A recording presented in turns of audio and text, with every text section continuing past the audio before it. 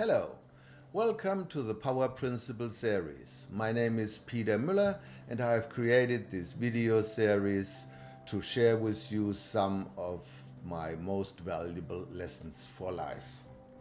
Today we are covering the Power Principle number 1, which I call Time is more valuable than money. In part 1, we will simply talk about general strategies and tactics about time management. If you want to watch all related videos on the Power Principle series, you simply go to YouTube and you type in Dr. Peter Mueller Power Principles and you will find a collection of our videos. Another way to find these videos is you simply subscribe to my YouTube channel and you will be always updated when we have something new to share with you. Time management is a topic which followed me during my entire professional career over decades, and the importance of it you can simply gauge by the fact when you go into YouTube and you search for time management, you get 6 billion hits. If you search for time management tools, you find 3 billion hits. And when you search for time management matrix, you find 600 million still. And the time management matrix is one of the tools we will be using in this segment. But before I start, I would like to share with you some inspirational quotations about time and life. The one is an old Chinese proverb saying, the best time to plant a tree was 20 years ago, the second best time is now.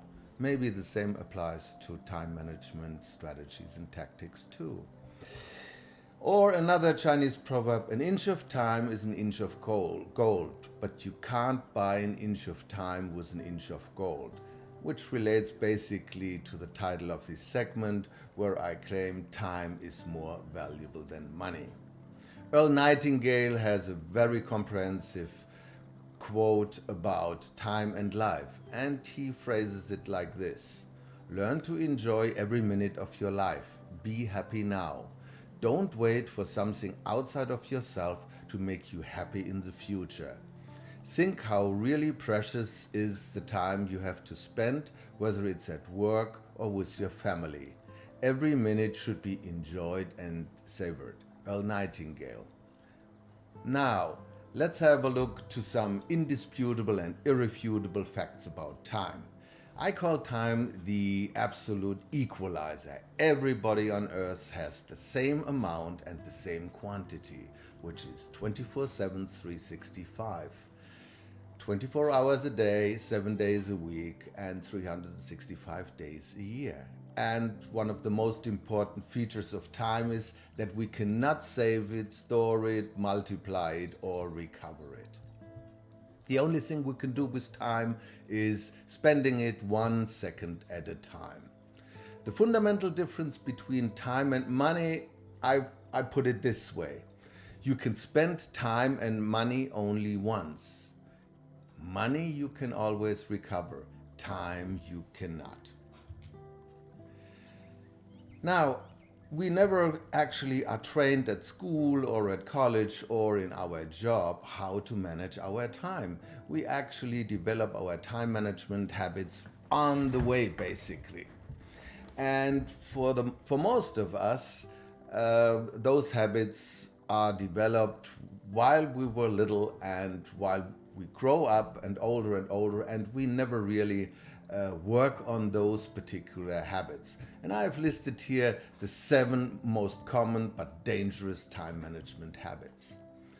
When we get the choice to pick some tasks, for example, when we have the choice between an easy and a difficult task, we tend to choose easy.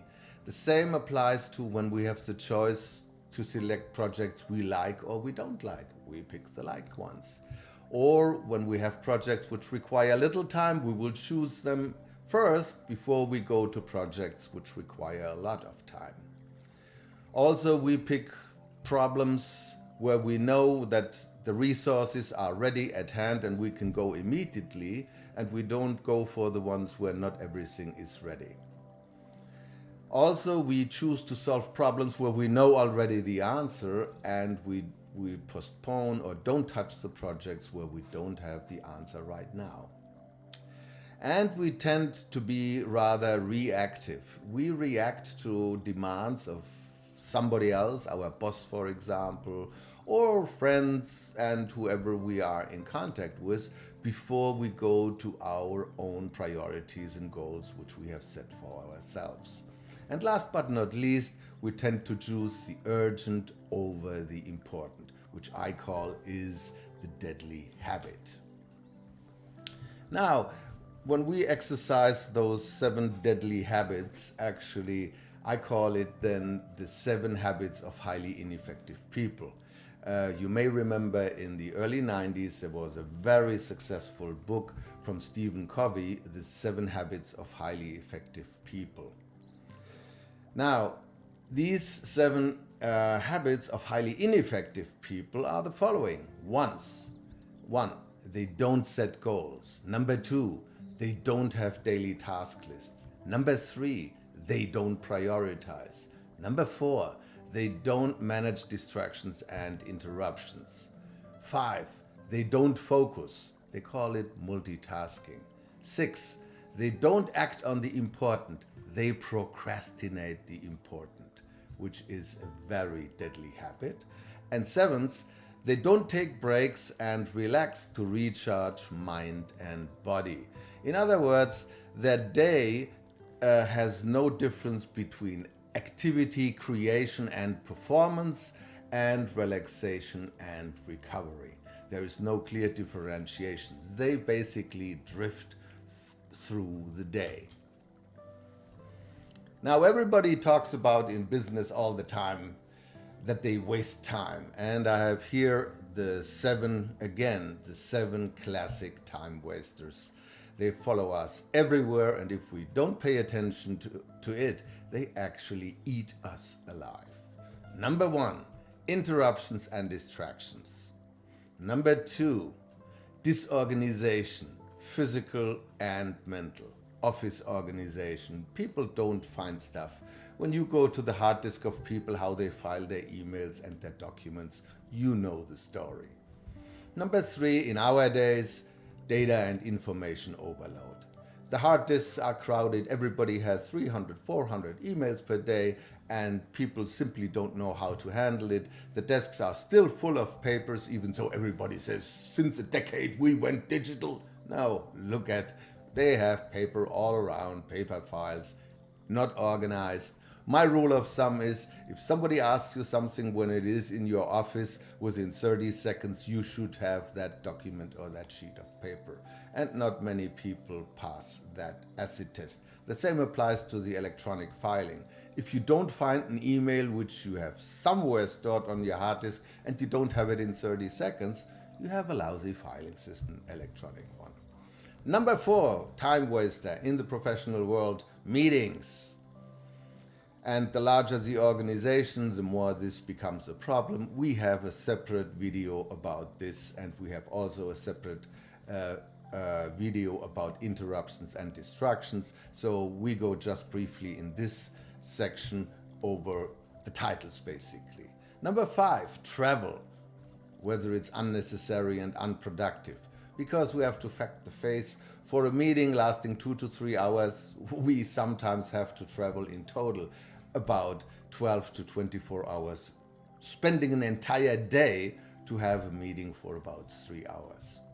Number 6, procrastination. Everybody does it, everybody is aware of it, and most of us don't know how we can train ourselves to improve on our procrastination. And last but not least, the 7th time waster is the urgency addiction. Now, generally talking about the effectiveness of people is driven basically by 2 dimensions. It is by the importance and by the perceived sense of urgency. And very quickly, importance, when you look at in the dictionary, you simply look at the synonyms, and it says important things are things that are of great consequence. They are significant, they are essential, they they are critical. The problem with the important things in life is that they are seldom urgent, and the skill to distinguish between importance and urgency is a skill that is not intuitive. Actually, we have to learn and train and improve on it. And one of the easy methods is, for me, if you want to know if something is important or not, simply ask yourself the question, what happens if I don't do it at all? Look at the potential negative consequences down the road. And you will realize that 90% of things that happen to you have little or no consequences at all. And the urgent one are all the things which require our immediate attention. And we all have that natural tendency to react on every stimulus we get, whether it is a notification on our cell phone, whether it is a notification on email, whether the phone rings, whatever. And these are actually the killers. And there are several strategies to deal with it, which we cover a little bit here, but also in follow-up videos to this one. We are daily bombarded with hundreds and thousands of stimuli. And there are two ways. One is to ignore it. Another way is not even allowing them to reach us.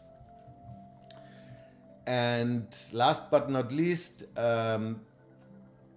reactive people, they seldom achieve significant goals because they are eaten alive by the trivial, non-essential little pieces. Now, talking about importance and urgency, you can simply put a coordinate system in place, and where you have on the vertical axis the importance starting at low and going to high, and then on the x-axis, on the horizontal axis, you start with high and you go to low from left to the right. And here you see when you divide the coordinate system, you have 4 quadrants. Quadrant 1, these are the important and the urgent things. Number 2 are the important and not urgent things. And this is a very important quadrant most people underestimate. Number 3, I call it the devil's quadrant. Quadrant 3, not important and urgent. These are the 1,000 little things we tend to react, which take time and resources away, and we cannot get to the important things. And last but not least, quadrant 4, the not important and not urgent one. If we can take all of our tasks in a day and put it into one of those 4 buckets, we have won actually half of the battle.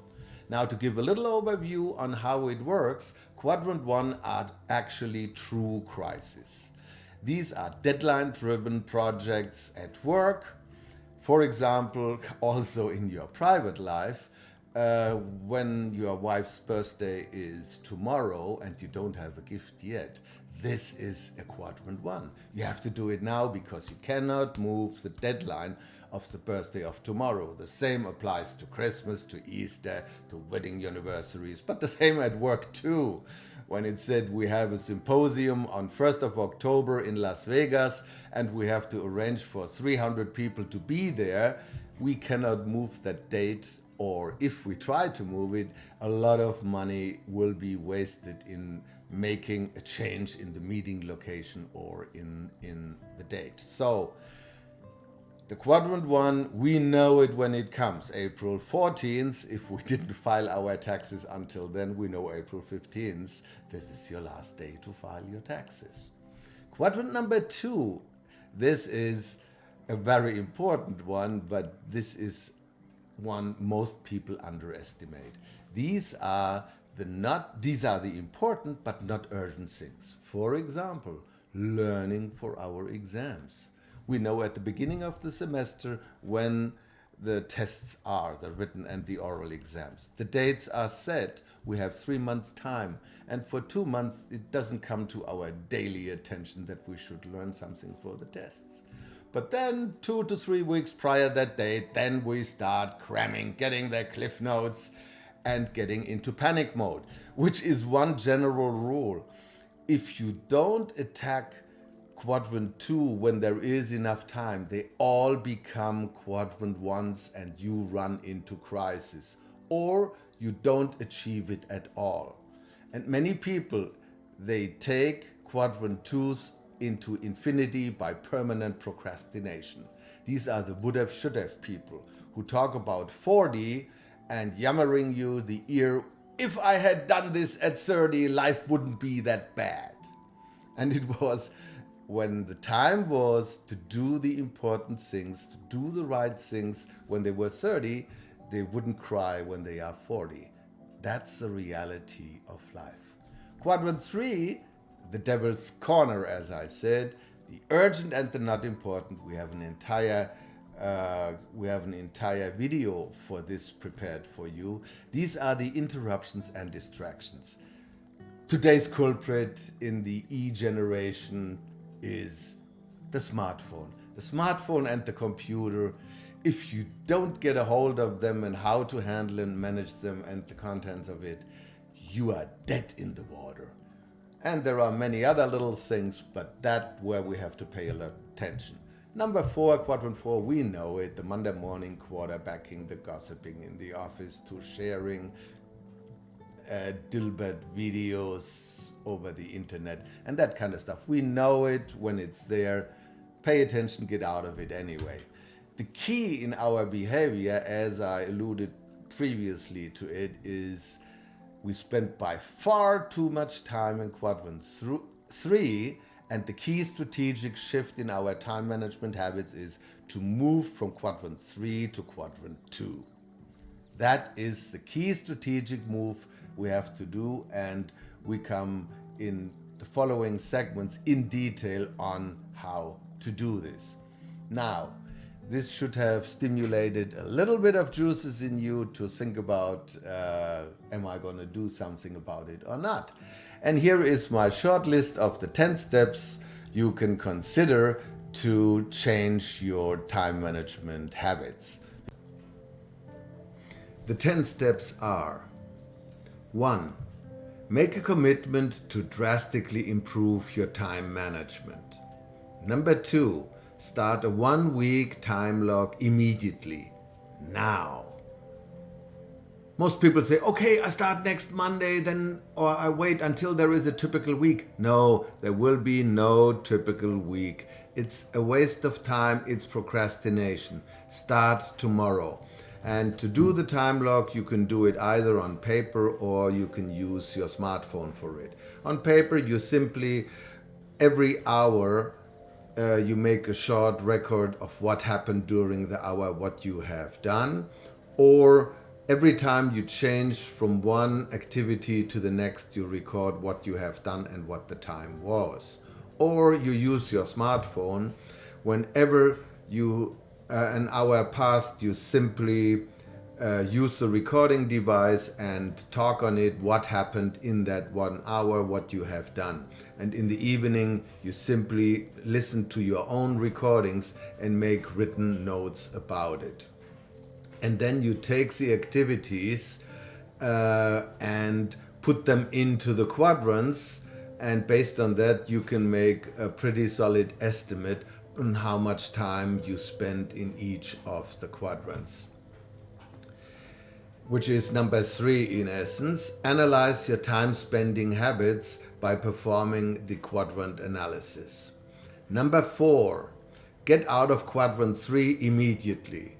Once you have done a time log, you know exactly what I'm talking about. Whenever you feel you are in quadrant 1, you are in quadrant 1. Get out of there.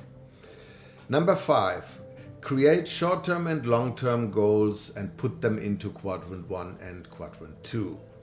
Number 6, make the first hour of work your Q1, Q2 day and block time for it proactively.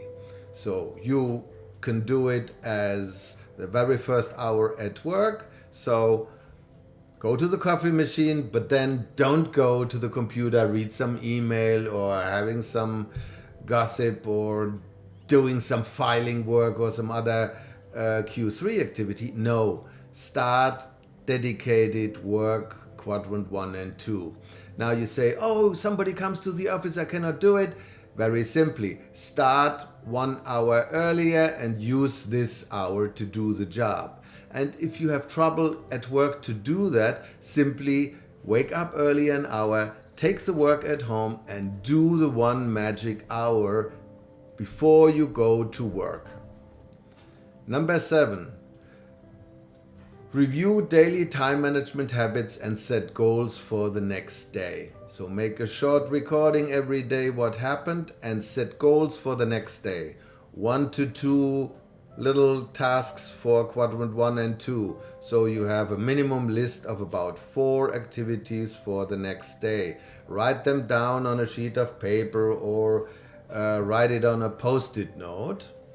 And number 8, before leaving the house every day, take this post-it note or this short list and read it loud to yourself to make a commitment to achieve these 4 things during the day. Number 9, design your day proactively. Start at the beginning of the week and block every day about 3 hours per day for Q1 and Q2 activities. The other 5 or 6, 7 hours you add to the 3 hours, the day will consume them anyway. But make a commitment to block 3 hours a day if you can.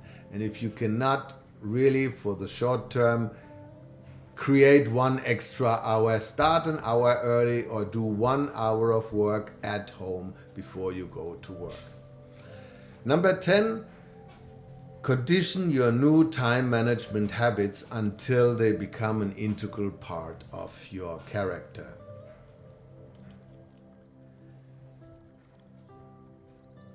Now, this was the summary of our Power Principle series of the Power Principle number 1, time is more valuable than money. In part 2, we will cover specifically the time wasters and quadrant 3.